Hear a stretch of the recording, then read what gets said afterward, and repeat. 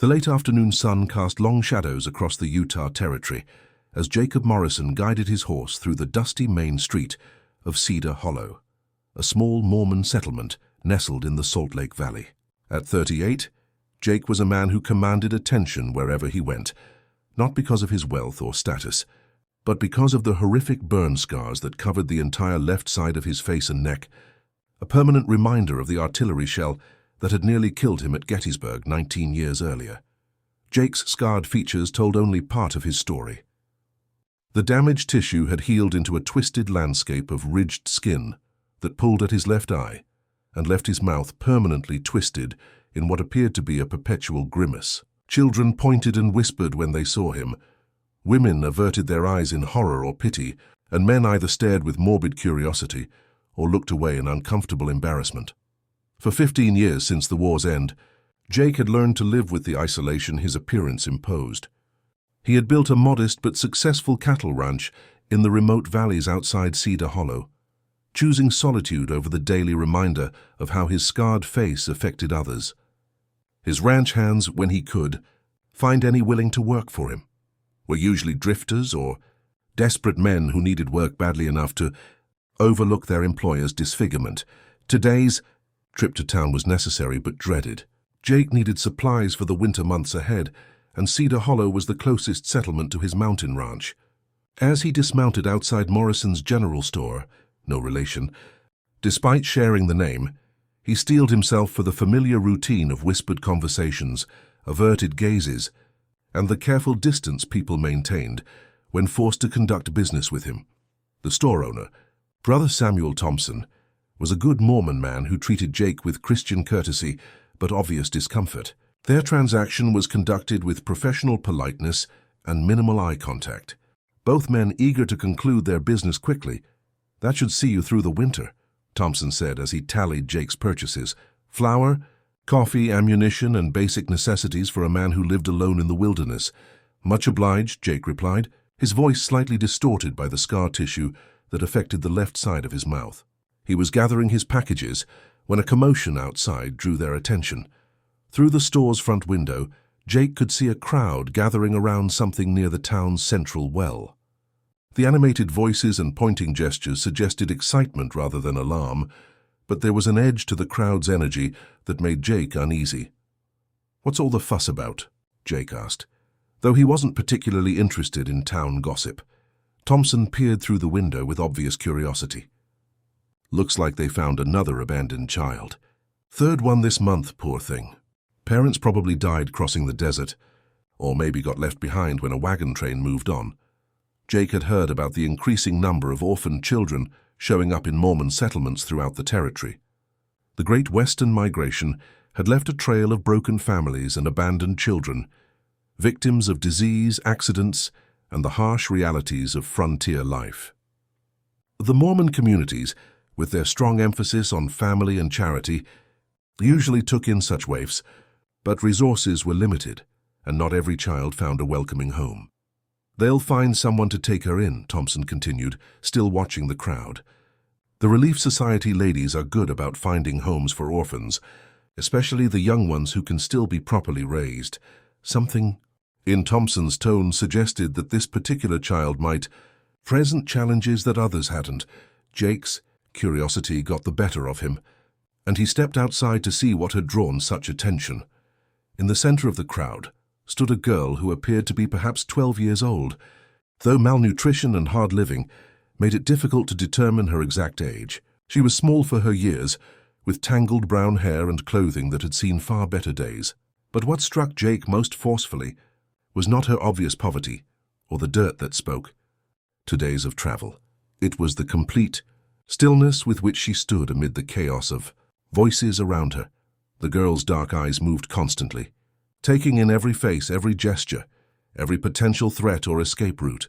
But she made no sound, offered no explanation for her presence, and showed no reaction to the increasingly frustrated questions being directed at her by the well-meaning townspeople. "Where did you come from, child?" asked Sister Margaret Fielding, a formidable woman who led the local relief society. "What's your name?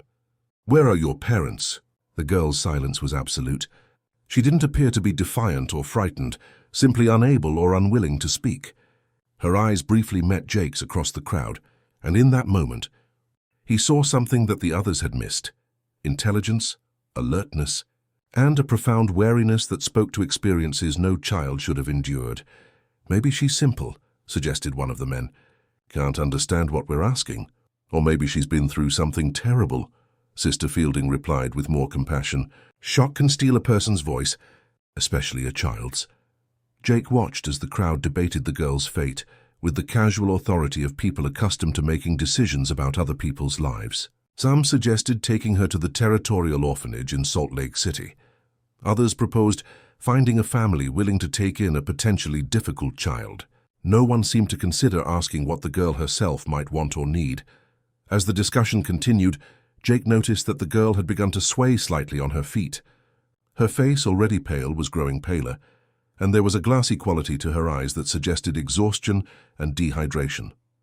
While the adults debated her future, the child was clearly in immediate physical distress. Without conscious thought, Jake pushed through the crowd and approached the girl directly.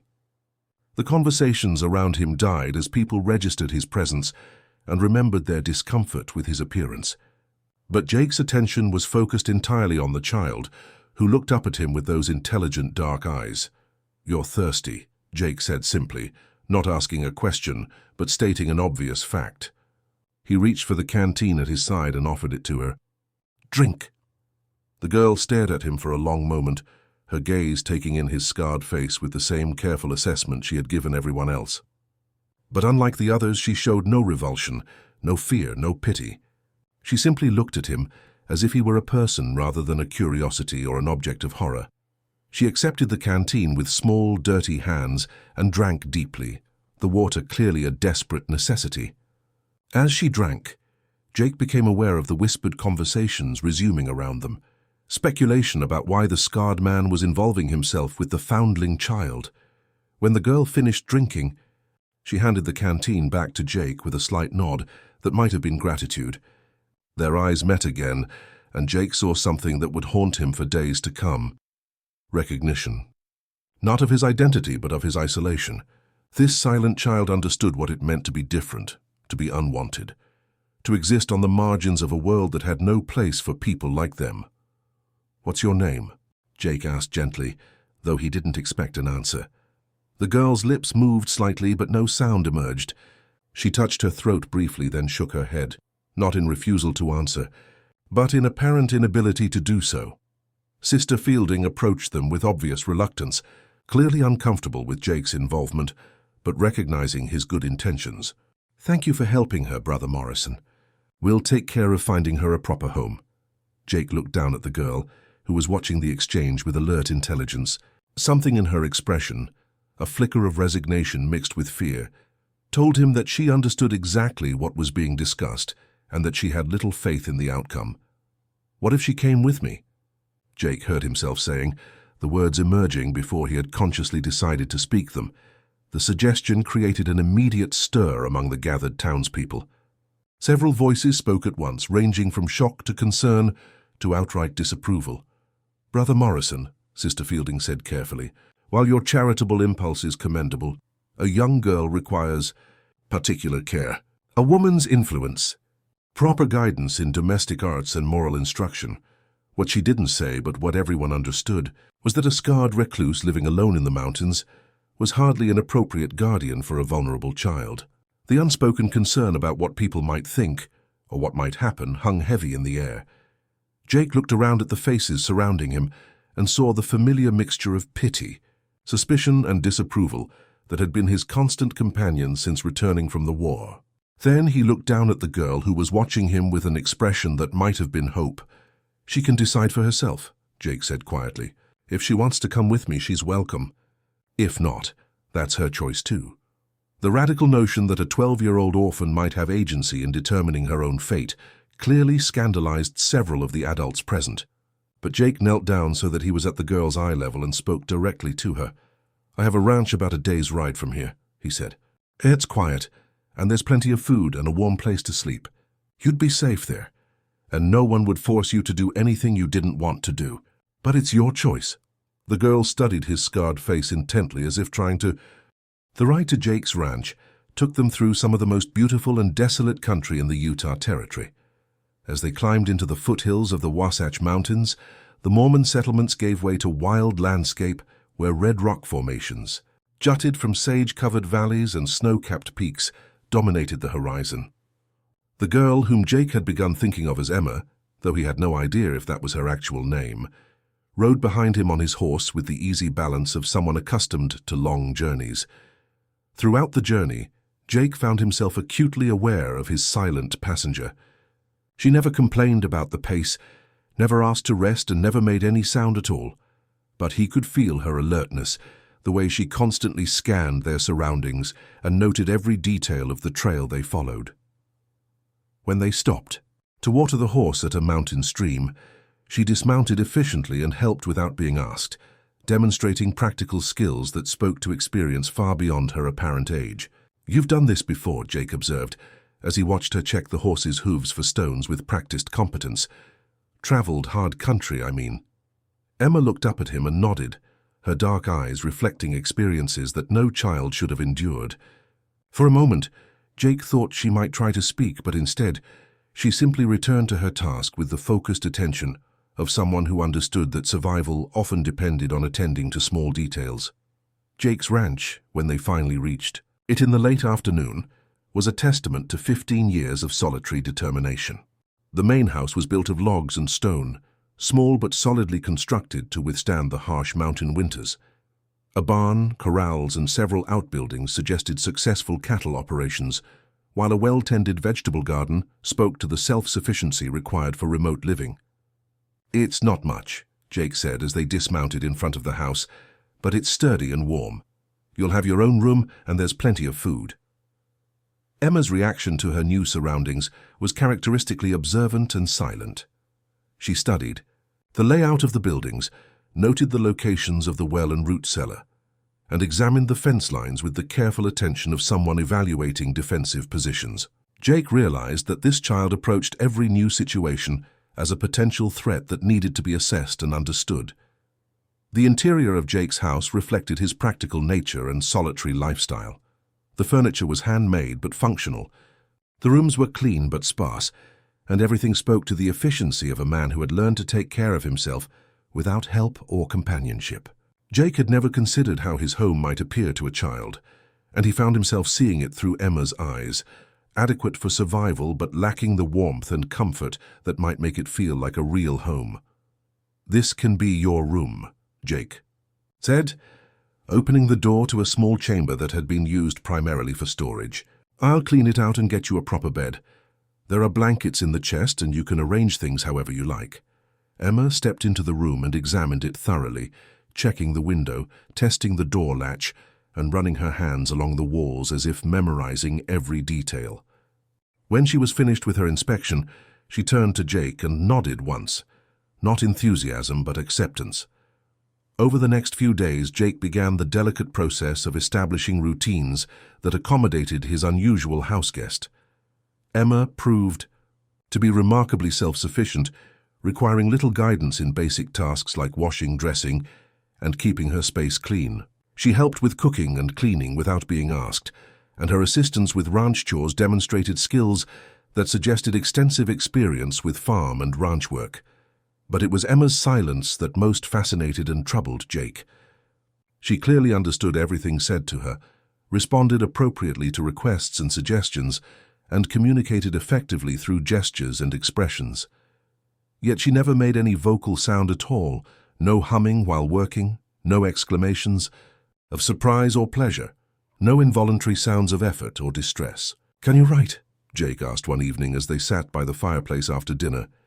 He offered her a pencil and paper, hoping to establish some form of communication beyond gestures. Emma accepted the writing materials and studied them carefully. After a moment, she began to write with slow, careful letters. "Thank you for bringing me here." Jake smiled, the first genuine smile his scarred face had produced in months. "You're welcome. Can you tell me your name? I've been calling you Emma, but I don't know if that's right." Emma considered this for a long moment before writing, "Emma is good. "I do not remember my other name." The simple statement raised more questions than it answered, but Jake sensed that pushing for details about her past would not be productive. Instead, he focused on the present and the practical matters of their shared existence. "Have you always been unable to speak?" he asked gently. Emma's response took longer to write. "Bad things happened. Words went away. Maybe they come back someday." Jake felt a familiar ache in his chest, the recognition of trauma that left permanent changes in its wake. His own scars were visible on his face, but Emma's damage was hidden deeper, affecting her ability to connect with the world through the most basic human communication. "Words aren't everything," Jake said quietly. "Sometimes silence says more than talking ever could." Emma looked up from her writing with an expression that might have been surprise. In a world that constantly demanded explanations, justifications, and verbal responses, Jake's acceptance of her silence was clearly unexpected. As the days passed into weeks, an unusual but comfortable routine developed between them. Emma proved to be an ideal companion for someone who had grown accustomed to solitude. She was present without being intrusive, helpful without being demanding, and seemed to understand Jake's own need for quiet and space. More importantly, Emma showed no reaction to Jake's scars beyond initial curiosity. She neither stared nor averted her eyes, neither pitied nor recoiled. She simply accepted his damaged appearance as part of who he was, much as he was learning. To accept her silence as part of her nature, rather than a problem to be solved. The first real test of their developing relationship came when Jake had to make his monthly trip to Cedar Hollow for supplies. Emma's reaction to the suggestion that she accompany him was immediate and strong. Fear flashed across her features, and she shook her head emphatically while backing away from him. "You don't have to come," Jake said quickly. "You can stay here if you prefer, but I thought, well, people will probably ask about you, and I'd rather they heard the truth from both of us."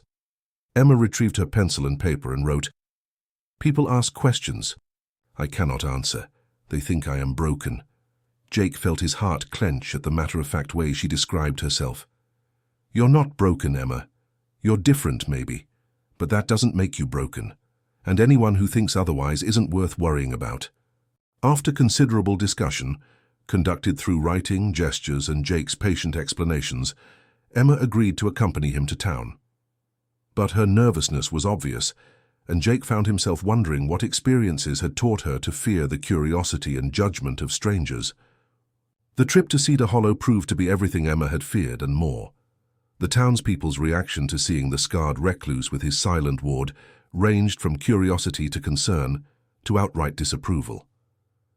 Sister Fielding approached them, outside the general store, with the determined expression of someone who had been thinking about this situation for weeks. "Brother Morrison," she said formally, "I hope you understand that the community has concerns about this. Arrangement. A young girl needs proper guidance, education in domestic arts, and moral instruction that a bachelor cannot provide."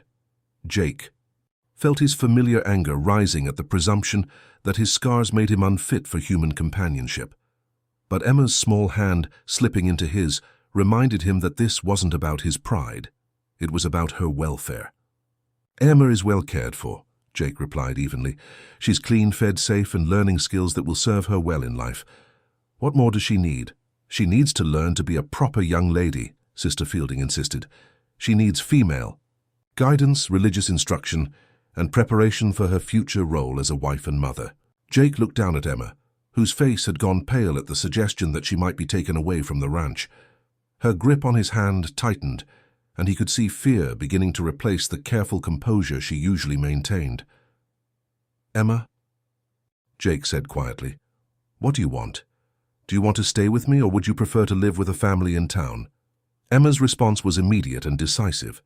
She stepped closer to Jake, wrapped her arms around his waist in a fierce hug, and shook her head violently. The message was unmistakable. She had found safety and acceptance with the scarred rancher, and she had no intention of giving that up. Sister Fielding's expression softened slightly at the obvious affection between them, but her concerns remained. "Brother Morrison, surely you understand that people will talk. A single man with a young girl. It's not proper." "People talk about my face too," Jake replied quietly. "That doesn't make their opinions worth much. Emma stays where she wants to stay, and she's made her choice clear." As they completed their business in town and prepared to return to the ranch, Jake realized that something fundamental had changed in their relationship. Emma's fierce defense of their partnership had transformed them from temporary house guests into something more permanent, a family of two. Damaged souls who had found in each other the acceptance and understanding that the wider world seemed unable to offer. The ride back to the ranch was conducted in their usual comfortable silence, but Jake sensed a new peace in Emma's posture. She had been offered the chance to leave his side for what others considered a better life, and she had chosen to stay. For a man who had lived with rejection and isolation for 15 years, her choice felt like the greatest gift he had ever received. That evening, as they sat by the fireplace, Emma wrote him a note that he would treasure for the rest of his life. "You asked why I would give you water when others spit on you. I give you water because you give me home." In the silence that followed, Jake finally understood that sometimes the most profound communications happen without words, and that healing can occur in the space between two people who understand what it means to be different, damaged, and ultimately, despite everything, worthy of love. Winter arrived early in the Utah mountains that year, blanketing Jake's ranch in snow that transformed the landscape into a pristine wilderness of white peaks and crystal-clear air. The isolation that the weather imposed suited both Jake and Emma perfectly, creating a protected world where they could develop their unusual partnership without the interference of outside judgment or expectations. Emma proved to be remarkably adaptable to ranch life, taking on responsibilities that would have challenged much older children. She learned to milk the cows with steady patience, gathered eggs from chickens that seemed to accept her silent presence more readily than they did Jake's scarred appearance, and helped with the endless tasks of maintaining a working ranch through the harsh mountain winter. But it was in the quiet evening hours that their relationship truly deepened. Jake had always been a reader, one of the few pleasures he had maintained through years of solitude, and he discovered that Emma was fascinated by books. Though she never spoke aloud, she would sit beside him as he read, following along with obvious comprehension and occasionally asking for clarification through written notes. "Have you read this before?"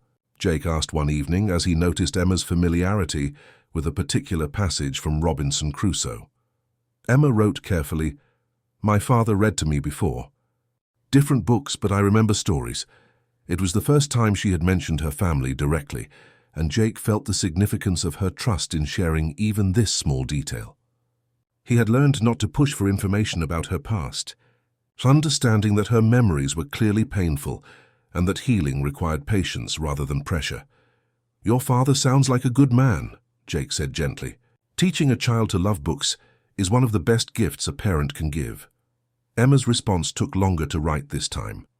He said, "Stories help us understand that we are not alone in the world, that other people have faced hard things and survived." Jake felt his throat tighten with emotion. "That's very wise. Stories do help us understand that suffering is part of the human experience, not a punishment for being different or damaged." The look Emma gave him suggested that she understood he was talking about more than just books, and that his own experiences with judgment and isolation had taught him truths that couldn't be found in any text. As winter deepened, Jake began teaching Emma practical skills that went beyond basic ranch work. He showed her how to track animals in snow, how to read weather signs in cloud formations and wind patterns, and how to survive in the wilderness if circumstances ever required it. Emma absorbed these lessons with the intense focus of someone who understood that knowledge could mean the difference between life and death. "Why do you teach me these things?" Emma wrote one day as they practiced identifying edible plants that could be found even in winter. "Because the world can be unpredictable," Jake replied honestly. "And because a person who can take care of themselves has choices that others don't have. I want you to have choices, Emma." The girl's response revealed depths of understanding that continued to amaze Jake. "You teach me to be strong, so I will never have to depend on people who might hurt me." Jake stared at the note, realizing that Emma's intuition had grasped something he hadn't fully articulated even to himself. His own scars had taught him the value of self-reliance, and he was passing those lessons on to her not just for practical reasons, but as a form of protection against a world that often showed little kindness to those who were different. Yes, he said simply. Strength gives you freedom. Their peaceful isolation was interrupted in late December by an unexpected visitor. Jake was checking on the cattle in the barn when he heard the sound of a horse approaching through the snow. His first thought was concern for Emma's safety. Few people would make the difficult winter journey to his ranch without serious purpose. He emerged from the barn to find a familiar figure dismounting. Near his front porch, Dr. Samuel Richards, the territorial physician who served the scattered communities throughout the region. Dr. Richards was one of the few people who had treated Jake with consistent dignity since his return from the war, never showing discomfort with his appearance or making him feel like a medical curiosity. "Dr. Richards," Jake called out, "what brings you up here in this weather? Is someone hurt?" The doctor, a man in his 50s with kind eyes and a permanently rumpled appearance, shook snow from his coat and approached with obvious relief at reaching his destination. "Jake, good to see you. I'm actually here about the girl you took in. There have been some developments in town that I thought you should know about." Jake felt his chest tighten with familiar anxiety. "What kind of developments?" "May I come in?" It's a conversation better had by a warm fire. Jake led Dr. Richards into the house, where Emma was working on her writing practice at the kitchen table. She looked up at the visitor with her characteristic wariness, but Jake noticed that she didn't retreat or hide, as she had during their encounters with other townspeople. "This must be Emma," Dr. Richards said gently. "I'm Dr. Richards. I've heard quite a lot about you." Emma nodded politely, but made no move to speak or write a greeting. She seemed to be assessing the doctor's intentions and character with the same careful attention she gave to everything else.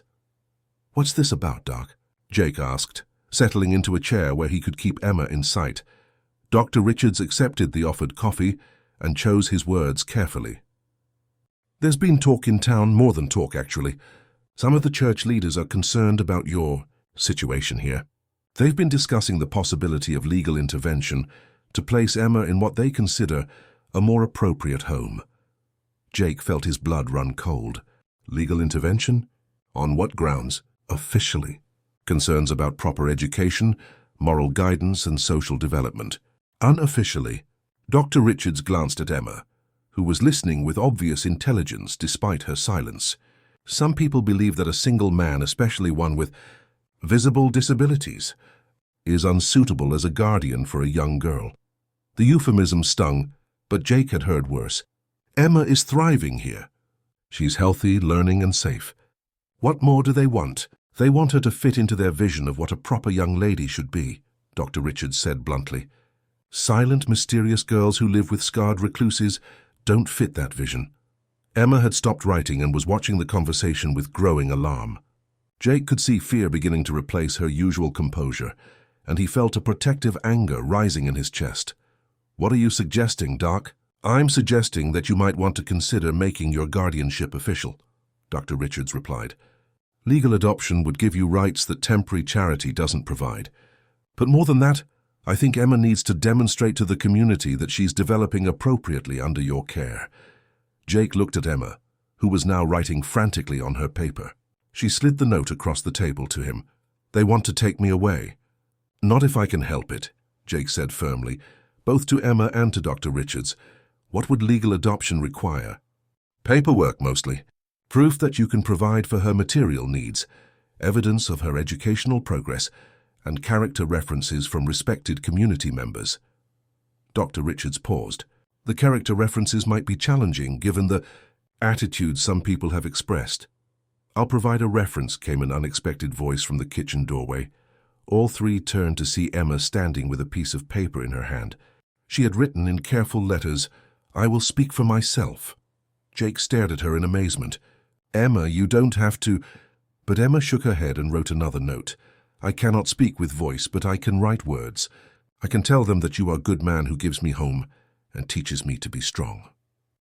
Dr. Richards studied the girl with professional interest and growing respect. That might actually be quite powerful, he mused. A written testimony from the child herself about her care and education. It would be hard for critics to argue with her own words. Jake felt a surge of pride at Emma's courage and determination. The silent girl who had been so afraid of townspeople's questions was now willing to face them in defense of their life together. "There's something else," Dr. Richards continued. "Sister Fielding has been asking questions about Emma's background. She's contacted the Territorial Orphan Services, trying to trace where Emma came from and whether there might be family looking for her." Emma's face went pale, and she wrote quickly, "No family. They are gone. I do not want to be found." The fear in her written words was unmistakable, and Jake realized that Emma's past held dangers that went beyond simple tragedy or abandonment. Someone or something had hurt this child badly enough to steal her voice and fill her with terror at the thought of being traced. "Emma," Jake said gently, "no one is going to force you to go anywhere you don't want to go, but it might help if we understood what you're afraid of." Emma stared at the paper for a long time before writing, "Bad men hurt my family. I ran away. They might still be looking for me." The simple statement carried implications that made Jake's protective instincts surge with new intensity. Emma wasn't just an orphan seeking a home. She was a refugee fleeing from people who had harmed her family and might harm her if they found her. "Then we make sure they don't find you," Jake said with quiet determination. "Legal adoption will give you a new name and a new legal identity. Emma Morrison would have no connection to whoever you were before." For the first time since Dr. Richards' arrival, Emma smiled, a small hopeful expression that transformed her entire face. "I think," Dr. Richards said thoughtfully, "that this family is going to surprise a lot of people in Cedar Hollow. Emma, would you be willing to write a letter explaining why you want to stay with Jake? Something that shows your intelligence and your genuine feelings about your life here." Emma nodded eagerly and immediately began writing with renewed purpose. As Jake watched her work, he realized that their quiet winter sanctuary was about to become the center of a community controversy that would test not only their legal rights, but the strength of the bond they had built in silence and understanding. The scarred rancher and the mute orphan were about to discover whether the kindness they had shown each other was strong enough to overcome the prejudices and fears of a world that had little patience for those who didn't fit conventional expectations. The letter Emma wrote to defend their life together was unlike anything the people of Cedar Hollow had ever received from a 12-year-old child. Working by lamplight over several evenings, she crafted a document that was both heartbreakingly honest and surprisingly sophisticated in its emotional intelligence. Dr. Richards carried the letter to town along with Jake's formal adoption papers, and word quickly spread through the community that the silent girl was speaking, not with voice, but with words that carried more power than many spoken arguments. "To the good people of Cedar Hollow," Emma's letter began, "I write to tell you about my life with Mr. Jake Morrison, who saved me when I had nowhere to go and no one to care for me." Jake read the letter again as he waited for word from town, marveling at Emma's ability to express complex emotions with such clarity.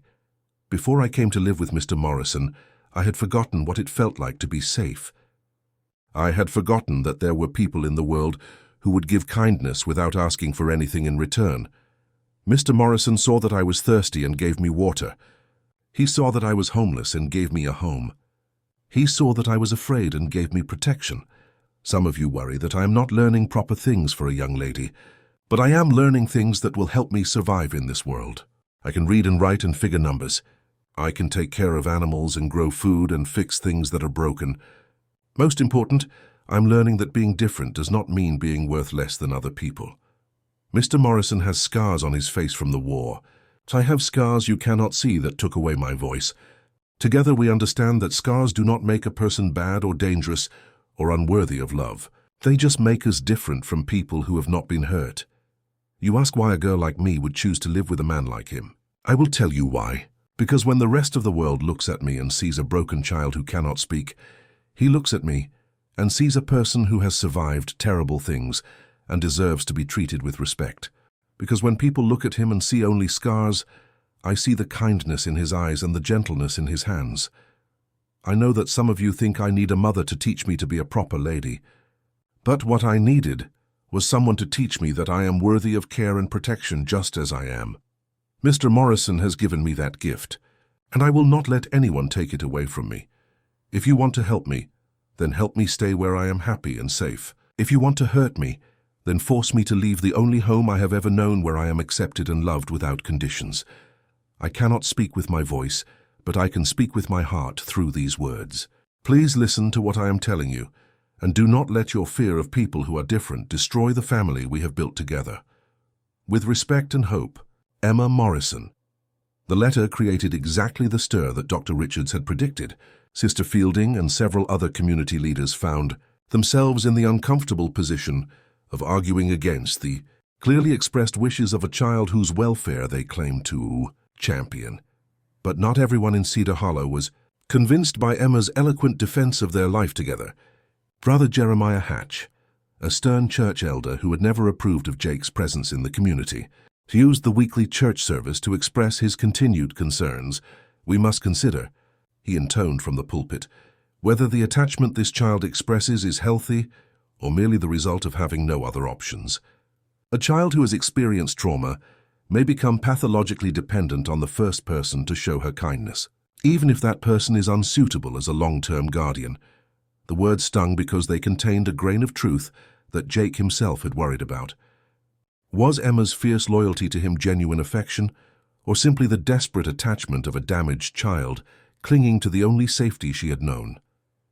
Dr. Richards brought word of Brother Hatch's sermon when he visited the ranch the following week, along with news that a formal hearing had been scheduled to determine Emma's future. The territorial judge would hear testimony from both sides and make a decision about whether the adoption should be approved. What does that mean exactly? Jake asked as they sat around his kitchen table, Emma listening intently despite the distressing subject matter. It means you'll both need to appear before Judge Morrison, no relation to you, despite the name, and answer questions about your living situation, Emma's education and welfare, and your suitability as a guardian, Dr. Richards explained. There will likely be testimony from community members on both sides. Emma immediately reached for her paper and pencil. Will I have to speak out loud? No, Dr. Richards assured her. The judge has been informed about your situation. You can communicate through writing, and I'll be there to help explain anything that's unclear. Jake studied Emma's face, noting the fear that had crept back into her expression despite her brave words in the letter. Emma, if this is too much for you, if facing all those people is too frightening, we can find another way. Emma's response was swift and decisive. I'm not too frightened to fight for our family. The simple statement hit Jake like a physical blow. In all his years of isolation and self-pity, he had never thought of himself as part of a family. But Emma's words made him realize that was exactly what they had become, two people who had chosen each other, despite their damage, despite what the world thought of them, despite all the logical reasons why their partnership shouldn't work. Then we fight, Jake said simply. Together, the hearing was scheduled for the first week of March, when winter weather would no longer prevent people from traveling to the county courthouse in Salt Lake City. The weeks leading up to the hearing passed in a blur of preparation and anxiety, with Dr. Richards helping them understand what to expect and how to present their case most effectively. Emma threw herself into her studies with renewed intensity, determined to demonstrate that her education under Jake's guidance was thorough and appropriate. She practiced her writing until her letters were perfect, worked through arithmetic problems with mathematical precision, and read voraciously to expand her vocabulary and understanding. Jake, meanwhile, struggled with his own demons. The thought of facing a courtroom full of people, all staring at his scars while judging his fitness as a guardian, filled him with the familiar anxiety that had plagued him since returning from the war. But Emma's courage inspired his own, and he forced himself to focus on what mattered most, protecting the child who had brought meaning back to his life. The letter Emma wrote to defend their life together was unlike anything the people of Cedar Hollow had ever received from a 12-year-old child. Working by lamplight over several evenings, she crafted a document that was both heartbreakingly honest and surprisingly sophisticated in its emotional intelligence. Dr. Richards carried the letter to town along with Jake's formal adoption papers, and word quickly spread through the community that the silent girl was speaking, not with voice, but with words that carried more power than many spoken arguments. To the good people of Cedar Hollow, Emma's letter began, I write to tell you about my life with Mr. Jake Morrison, who saved me when I had nowhere to go and no one to care for me. Jake read the letter again as he waited for word from town, marveling at Emma's ability to express complex emotions with such clarity. Before I came to live with Mr. Morrison, I had forgotten what it felt like to be safe. I had forgotten that there were people in the world who would give kindness without asking for anything in return. Mr. Morrison saw that I was thirsty and gave me water. He saw that I was homeless and gave me a home. He saw that I was afraid and gave me protection. Some of you worry that I am not learning proper things for a young lady, but I am learning things that will help me survive in this world. I can read and write and figure numbers. I can take care of animals and grow food and fix things that are broken. Most important, I am learning that being different does not mean being worth less than other people. Mr. Morrison has scars on his face from the war. I have scars you cannot see that took away my voice. Together, we understand that scars do not make a person bad or dangerous or unworthy of love. They just make us different from people who have not been hurt. You ask why a girl like me would choose to live with a man like him. I will tell you why. Because when the rest of the world looks at me and sees a broken child who cannot speak, he looks at me and sees a person who has survived terrible things and deserves to be treated with respect. Because when people look at him and see only scars, I see the kindness in his eyes and the gentleness in his hands. I know that some of you think I need a mother to teach me to be a proper lady. But what I needed was someone to teach me that I am worthy of care and protection just as I am. Mr. Morrison has given me that gift, and I will not let anyone take it away from me. If you want to help me, then help me stay where I am happy and safe. If you want to hurt me, then force me to leave the only home I have ever known where I am accepted and loved without conditions. I cannot speak with my voice, but I can speak with my heart through these words. Please listen to what I am telling you, and do not let your fear of people who are different destroy the family we have built together. With respect and hope, Emma Morrison. The letter created exactly the stir that Dr. Richards had predicted. Sister Fielding and several other community leaders found themselves in the uncomfortable position of arguing against the clearly expressed wishes of a child whose welfare they claimed to champion. But not everyone in Cedar Hollow was convinced by Emma's eloquent defense of their life together. Brother Jeremiah Hatch, a stern church elder who had never approved of Jake's presence in the community, used the weekly church service to express his continued concerns. We must consider, he intoned from the pulpit, whether the attachment this child expresses is healthy or merely the result of having no other options. A child who has experienced trauma may become pathologically dependent on the first person to show her kindness, even if that person is unsuitable as a long-term guardian. The words stung because they contained a grain of truth that Jake himself had worried about. Was Emma's fierce loyalty to him genuine affection, or simply the desperate attachment of a damaged child clinging to the only safety she had known? Dr. Richards brought word of Brother Hatch's sermon when he visited the ranch the following week, along with news that a formal hearing had been scheduled to determine Emma's future. The territorial judge would hear testimony from both sides and make a decision about whether the adoption should be approved. What does that mean exactly? Jake asked as they sat around his kitchen table, Emma listening intently despite the distressing subject matter. It means you'll both need to appear before Judge Morrison, no relation to you, despite the name, and answer questions about your living situation, Emma's education and welfare, and your suitability as a guardian, Dr. Richards explained. There will likely be testimony from community members on both sides. Emma immediately reached for her paper and pencil. Will I have to speak out loud?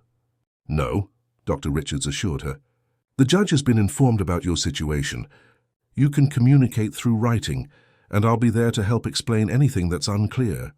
Jake studied Emma's face, noting the fear that had crept back into her expression despite her brave words in the letter. Emma, if this is too much for you, if facing all those people is too frightening, we can find another way. Emma's response was swift and decisive. I'm not too frightened to fight for our family. The simple statement hit Jake like a physical blow. In all his years of isolation and self-pity, he had never thought of himself as part of a family.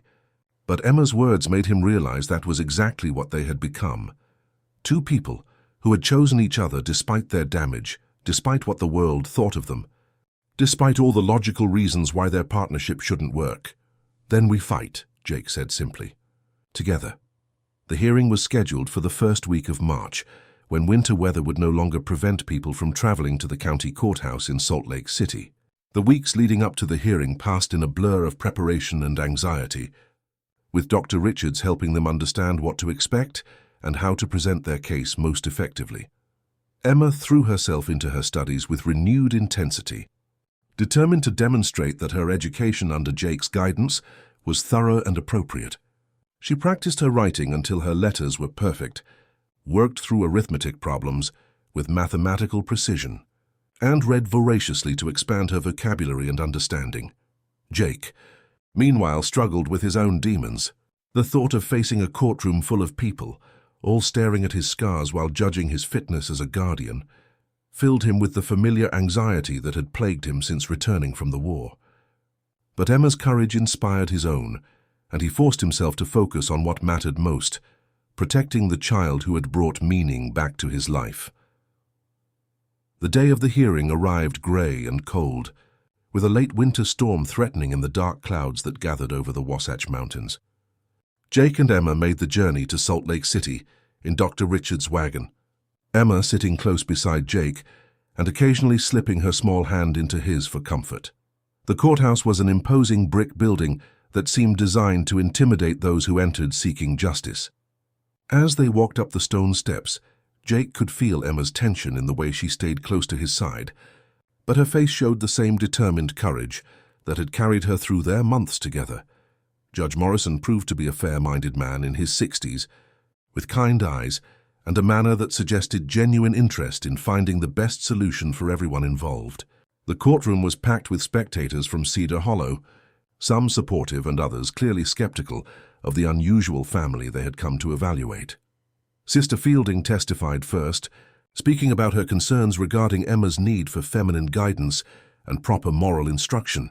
Her testimony was well-intentioned, but painted a picture of Jake as fundamentally unsuitable for raising a young girl. Regardless of his good intentions, Brother Hatch's testimony was more pointed, suggesting that Jake's physical disfigurement and history of isolation made him psychologically unfit for guardianship. He implied that Emma's attachment was unhealthy and that she needed to be placed with a traditional family for her own good. Jake listened to the criticism with familiar pain, but he noticed that Emma's reaction was entirely different. Instead of shrinking from the harsh words, she sat straighter in her chair, her dark eyes flashing with indignation on his behalf.